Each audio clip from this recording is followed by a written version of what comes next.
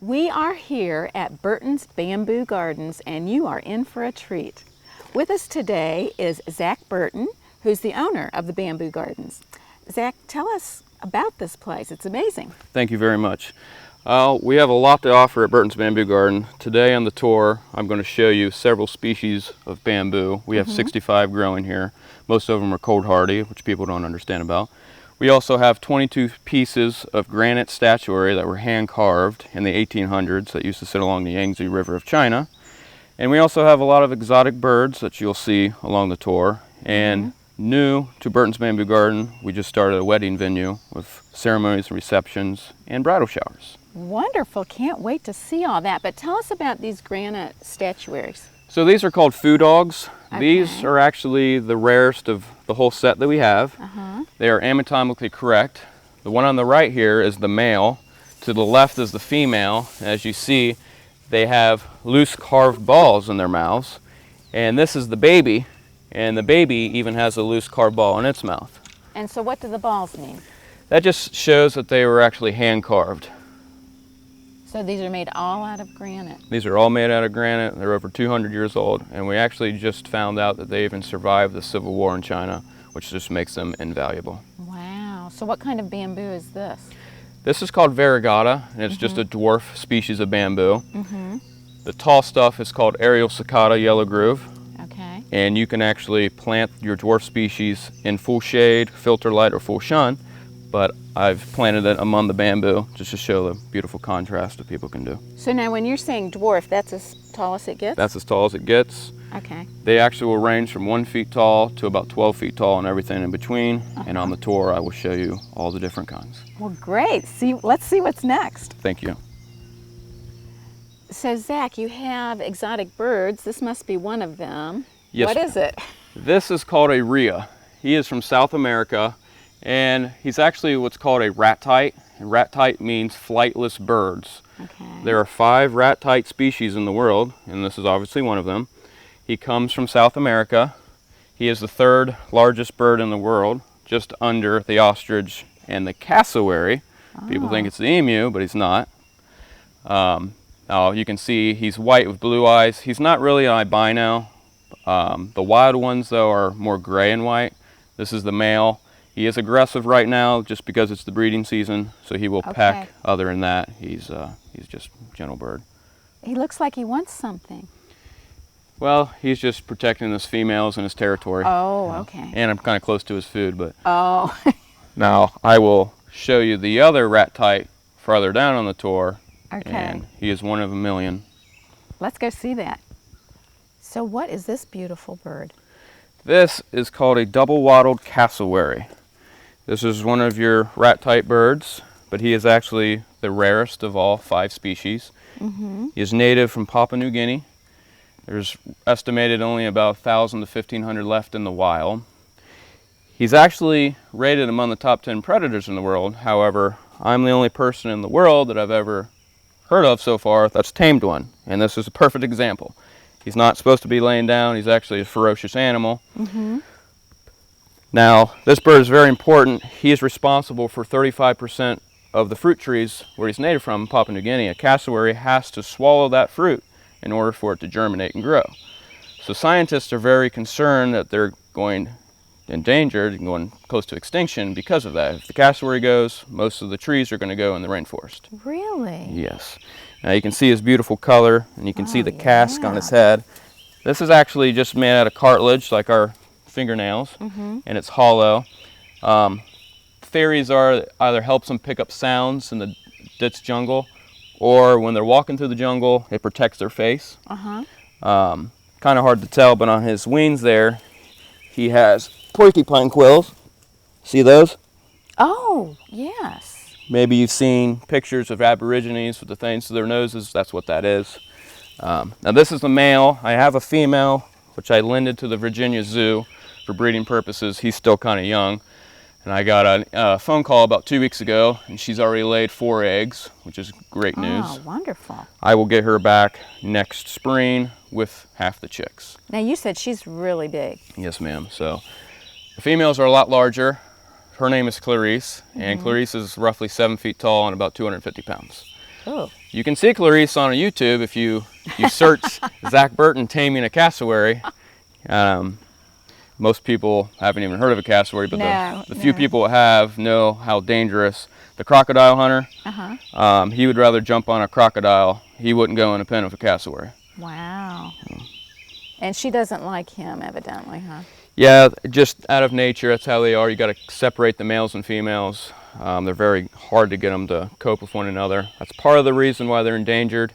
Also, habitat loss is the #1. Yeah, yeah.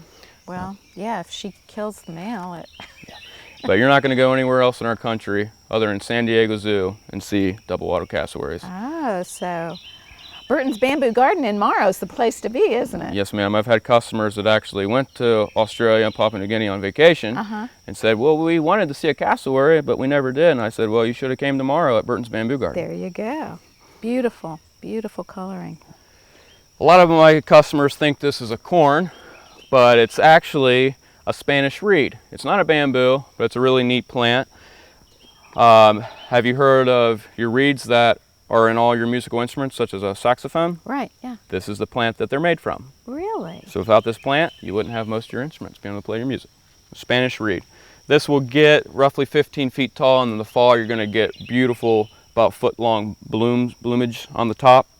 But they're a perennial like all your pampas grass and other tall grasses, and they die back in the wintertime. Okay. So here's some more, different kinds. Yes. So this is another one of your dwarf species of bamboo. This is called fortis. Now, you can see farther back the greater patch of it, but fortis will actually get 12 feet tall, and it gets a long, narrow, about 6 to 7 inch leaf on it. So there is about every kind of height for any customer's needs. Zach, one of the things people tell me about bamboo is that it's invasive, and that's why they don't like it, because once you plant it, it grows all over. Correct. So how do you manage that? Well, that's exactly one of the reasons why I give tours, is to educate the customers and the public. It's very simple, actually, to control the spread if you understand the plant. And like most other plants, how does it get its energy? It feeds to the sun through the leaves, right? So if bamboo comes up where you do not want it to grow, all you have to do is cut it down. Now, a lot of people think, well, how are you supposed to cut down these big canes? Well, actually, the new shoots that come up are 80% water. They're extremely fragile. You could kick these shoots and you could kill them. So you can take your lawnmower, weed eater, whatever you want, but when you cut that down, Mother Nature's saying grow, the plant doesn't want to die, so within a couple weeks, you're going to get new shoots that come up.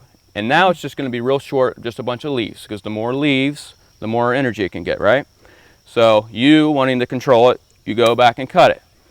Within a month or two, you're going to starve to death the root system, which are called rhizomes, and the plant will no longer grow there. It also travels the path of least resistance, okay? So say your neighbor is on the left-hand side, and you do not want it going there, but you're okay with it going to the right. Well, if you're cutting it on the left for a month or two, you're not only starving it to death, but you're teaching the plant, I'm having resistance over here, but I'm allowed to grow over here. Nothing's wrong over here. So the bamboo actually focuses its energy, and before too long, you don't even have to mow it anymore. And on the tour, I have plenty of examples of that. Okay, let's go see some of that. This is a path through a bamboo garden, right? Yes, ma'am. So about 90% of my customers want bamboo for a privacy screen, because it's the fastest growing plant in the world height-wise, and it will stay green up to -20. This is one of those species. Now, however, I've showed other things you can do with it. I made a little jungle trail pathway through here, because if you don't need it for privacy, there's hundreds of different uses for bamboo. It's not only about 10 degrees cooler in here in the hot summer days, but it's literally like you're in the jungle.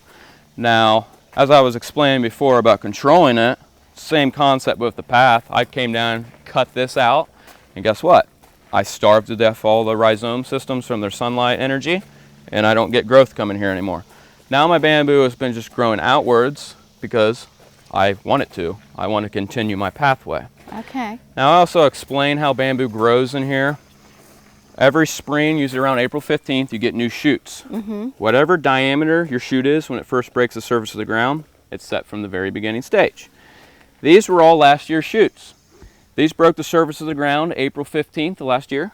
and by the end of May, they were this tall, roughly 25 to 30 feet tall. Fastest growing plant. Seriously? Seriously. In a month? In a month. Now it's done. It's never going to change. It's going to live for 7 to 10 years. Now, a couple cool facts about bamboo.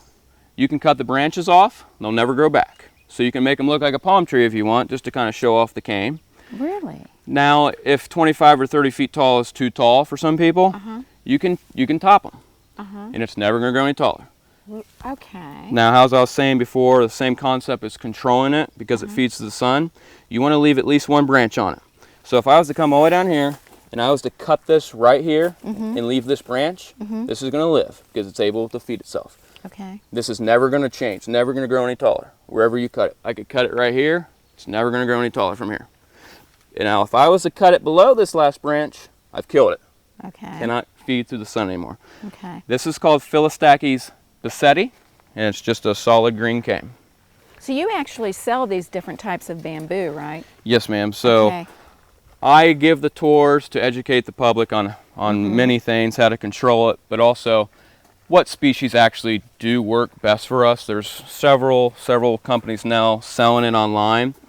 Most of them are tropical species, obviously, or most of the people are stationed in the south and they don't have our winter, so they don't understand. This is one of those species that will do wonderful for you, as you can see.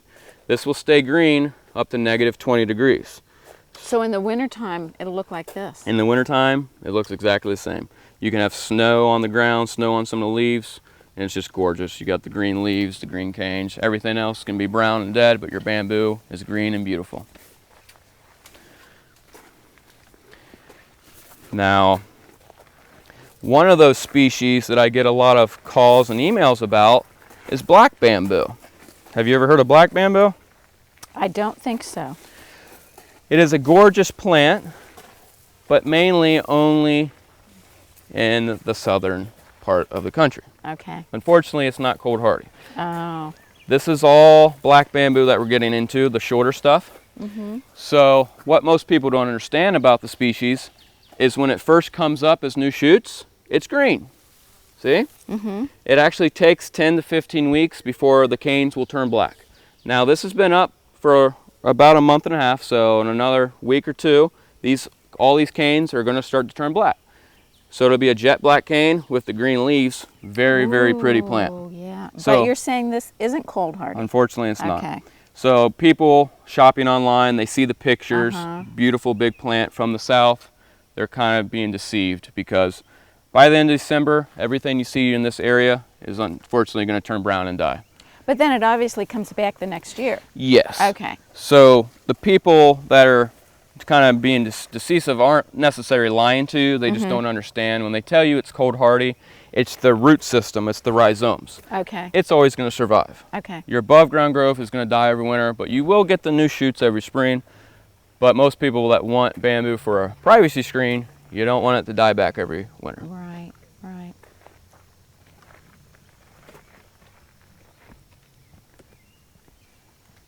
So what else have you got here? Well, to our right, I have about 15 more species. Now, how do you learn? You learn by making mistakes, right?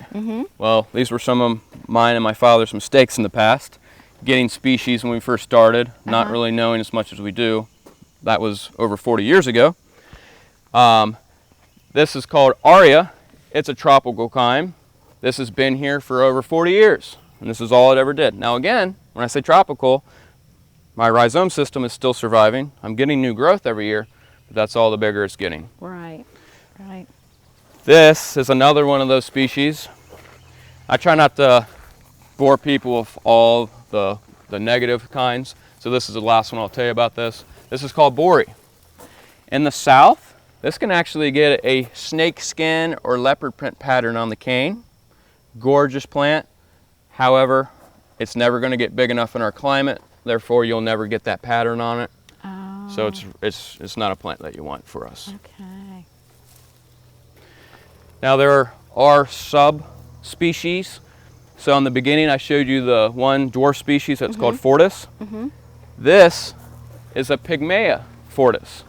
Exactly the same looking leaf and plant, yet it's only going to get 5 to 6 feet tall.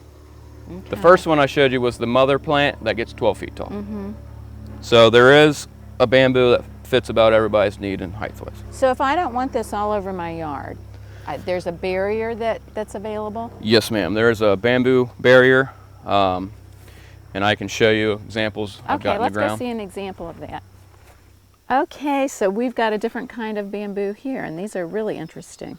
Yeah, this is one of people's favorites as far as looks-wise. This is called Philostachys spectabilis, and it is spectabilis. It is a yellow cane, and it has a green groove, a green stripe. So on every other side, you have the groove. So here's your one green groove, and then on the back side right here is a green, and so on, all the way down. This is also a cold hardy species. It will keep this color up to -20 degrees and get 25 to 30 feet tall. Now, I planted this species about 20 years ago. I don't have bamboo barrier in the front. I've simply mowed. Okay. I've starved to death the rhizome system, how we talked about before, and I haven't even seen shoots come this way in over 10 years because it's focusing its energy where I've allowed it to grow. Okay. Now, if you don't have the space, or if you don't have the time to mow it, here's your bamboo barrier. Okay. Now, this comes from a company out of California called Deep Root. It is made for bamboo, and the secret of how it works is it shows no resistance. You can actually, if bamboo encounters something like concrete and it's totally enclosed, bamboo will buckle concrete. It will? It will buckle concrete. That's why this was made where it shows no resistance to the rhizome system, and there's a slick, shiny surface that actually faces the plant. So when a rhizome encounters that, it shows no resistance and it will slide off. And there's a perfect example. This line of bamboo here, this is all this year's shoots that came up this past April. So my bamboo underground is growing this way. It's hit the barrier underground, and it's diverted it left and right, and that threw up the shoots. If this barrier wasn't here, this line going right and left would actually be in a straight line, probably 10 or 15 feet straight. So how far underground do you have this barrier? This is the 22 inches. Okay. There's 22 inches in the ground, and there's a 2-inch lip above ground. Okay. The lip is for your visual. We've learned in September, if you're using the barrier to completely enclose the bamboo, the rhizomes will come up. It's only in September, so you walk it in September. If you see a rhizome coming up, you cut it off. Okay. So this is how you control. Yes, this is how you control. Where it grows. Great. If you put this in the ground, you're not going to have any problems at all. Where do you get that? I sell it, or you Okay. can also get it from Deep Root themselves, but Okay. I'm actually the distributor for the Midwest. Now, what you just saw again was spectabilis, which is a yellow cane with a green stripe. This is the exact opposite color. Now, my father actually planted this in 1970. This wraps all the way around the house because we mowed our yard. And again, not to repeat myself, but we starved to death the root system. And the plant learned that it was getting resistance in our yard, but we were letting it grow, and it focused its energy there. That's why it's grown in a circle. So let's see, is there one we can look at? Because the other one had the green stripe, right? Yes. So this one is the opposite of that? The exact opposite. And I will show you. Here it is. So you see that yellow stripe? Yeah. It's the same thing now. That's a groove. So you have a yellow groove here. On the opposite side, there's a groove back here, and so on. Every Yellow groove. other one. That's Every other one. amazing. Yep. Beautiful plant, and again, this will stay this color, the -20 degrees. Okay. And how tall does this one get? Another 25 feet? 25 to 30 feet tall. Okay. This is actually the mother plant of all the Philostachys species. This species can also get a twisty cane in it. Usually about every 1 in 10 canes will twist. Some people like it, some people don't. If you don't like it, you can get the other species that go straight. Now I asked you before, is this what people make bamboo floors out of? And you said these are not big enough. Correct. Technically they can. So they split them and seal them together. So you would just have to use a lot because there is species like the vivax and moso that will grow 8 inches in diameter. Okay. They don't have to do that. Yeah. There's thousands of purposes for the canes though. Walking sticks, garden stakes, housing. They build houses, flooring, clothing, or the shirts and the socks. I own several pairs of some of my favorite. However, I've learned something that's my new favorite, and easy use. For people that have a wood burning stove in their house, these make the best fire starters. Really? The reason, fibers on a tree, they grow circular, right? Bamboo fibers grow up and down. Therefore, once you have a dried cane, it burns twice as fast. And when you light these things, it's literally a blue flame because it's burning so hot. And I've put it to the test of all your chemicals from Walmart and whatnot, and this has beat everything. Wow. Now, it's kind of a cool fact about it. You want to split this before you burn it in your house. Why? So on all bamboo, you see these rings? These are called nodes. This is solid, this is hollow. So if you throw this on a fire, you're going to learn why the Chinese, hundreds of years ago, named bamboo bamboo. Because the pressure is going to build up, and these are going to explode. So when you burn bamboo, it goes bam, boom, bam, boom. Seriously? And that's why they named it bamboo. Oh my gosh. Their culture, they believe that would keep away evil spirits, so they would burn it on purpose for that. Oh. But it's very simple to split it. I would myself use a machete. You just start a little bit, and it splits, no problem, and then it won't explode on you. You certainly know a lot about bamboo. Well, I've been doing it for about 30 years now. So this is just a part of what people would see on a tour. This is just a small fraction of the tour. Okay. Now, up here, here's some of your different dwarf species. Okay. This is called Chrysophyllus. This is max height. It gets about 3 feet tall. To our right here is actually the biggest leaf of all 1,200 species of bamboo in the world. It's Endocannabis testulatus. These leaves will get up to 18 inches long, and it gets 8 feet tall. And this is what the Japanese will wrap their sticky rice balls in. They wrap them in these. They wrap them in these. Amazing. Some cultures use banana leaves. This is one of the releases. And throughout the garden, you're going to see more exotic birds. We have 2 species of peacocks. This is a blue. That's typically what you see in the zoos. Farther down, which you'll see, yeah, that's a black-shouldered. He's the rarest, and he's a very, very pretty bird. So on the blue, you have a gray wing. The black-shouldered's black and neon green. Much prettier bird. Now, well, they both look great to me. Yeah, they're both beautiful. This is Albo striata, another ground cover dwarf bamboo. Okay. This is one of my favorites of the dwarfs. This is Veridae striatus. This will get a variegated stripe down the middle, and these leaves, what do they feel like? They feel just like velvet. Oh my gosh, they're so soft. And this is max height. This is, Now, these lanterns are part of the collection, or hand carved in the 1800s. That's another thing that you will see on the tour. Like I said before, we have 22 pieces, so you've only seen about 4 so far.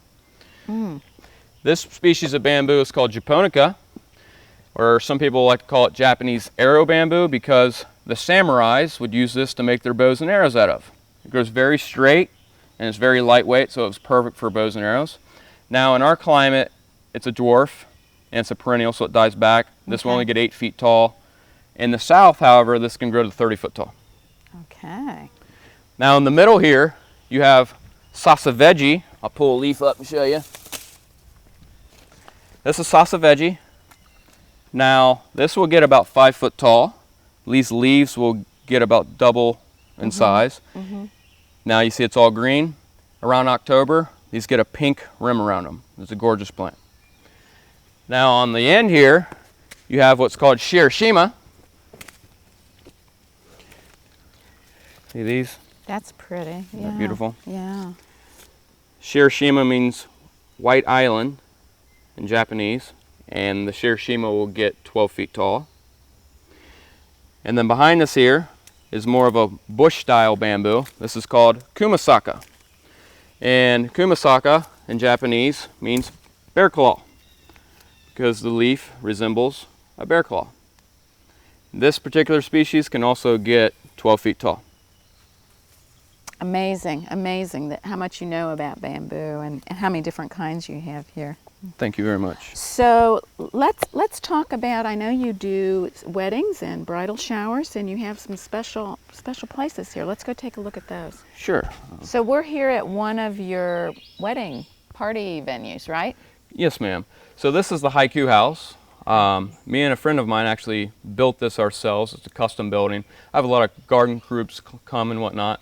But this year I decided to do the weddings. I've had a lot of interest. And so I've already did 4 weddings this year, and they've gone great. As you see, we've got the statues scattered out all around the area. Now, the past weddings have been using the building for their food and more of a reception area. It's totally the bride's choice. I let her decide what she wants to do. I just rent the area. So she can use the building for anything she wants. We've got the outside space. The past brides have been standing on the dock and doing their ceremony. We have the patio space here. And over on the right, we have space to put up a big tent and whatnot, which people have done. We have music, we have lights and whatnot. And obviously, the lake is a beautiful setting. Beautiful. It's a 7-acre lake. I own the property on both sides, so it's always going to be peaceful.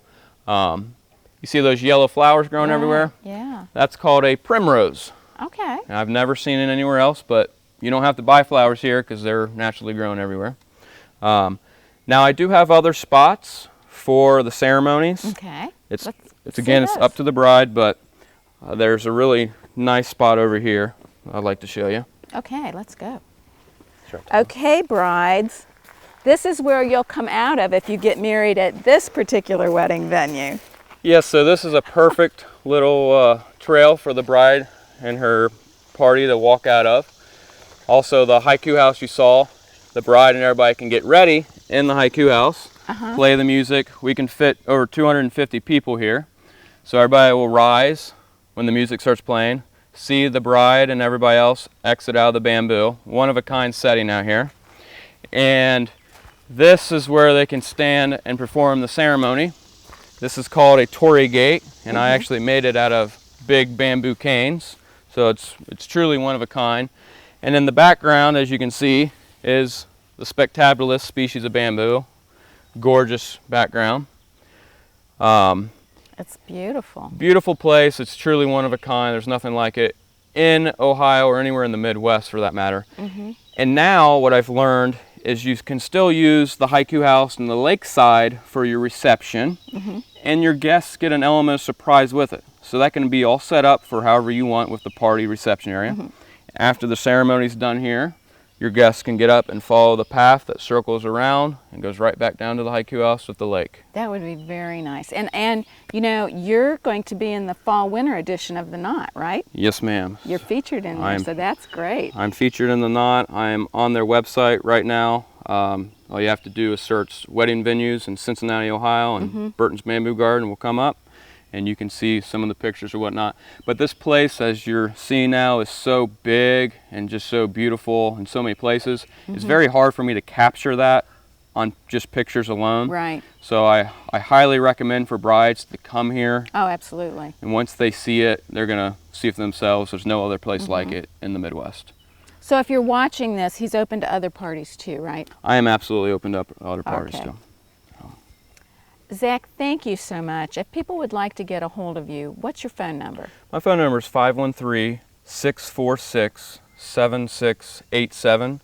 They can also email me. My email address is Zach, Z-A-C-H, at burtonsbamboogarden.com. It's all one word. But you can call me or email me any time of the day, 7 days a week. Okay. And you're located here in Morrow, Ohio? Morrow, Ohio. Okay. Thank you. Thank you.